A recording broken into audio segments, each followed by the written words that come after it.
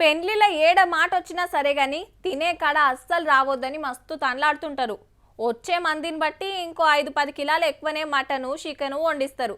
తలకాయ బోటి గుడాలు పచ్చిపులుసు సల్లా ముక్క తిననోళ్ళ కోసం 4-5 తీర్ల కూరగాయలు పాపడాలు బజ్జీలు ఇట్లా అన్ని తీర్లో వండిస్తారు.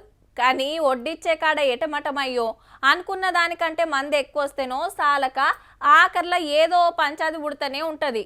మరి గీడేమైందంటే కుర్చీలు లేవట్టి జంపుడే జంపుడు ఎవల్ని ఎవరు కొడుతున్నారో తెలుస్తలేదు పో. అరరే వండిన వంటలన్నీ ఆగమాగం కొట్టుకునుడు పాడుగాను కుర్చీలు చాలేదని భగోన్లు అందుకుండ్రుల్లా. ఇంతకు గీ రచ్చ దేనికంటే రసగుల్లా కోసం. ఆవు బీహార్లా ఇదో పెండ్లి భోజనం.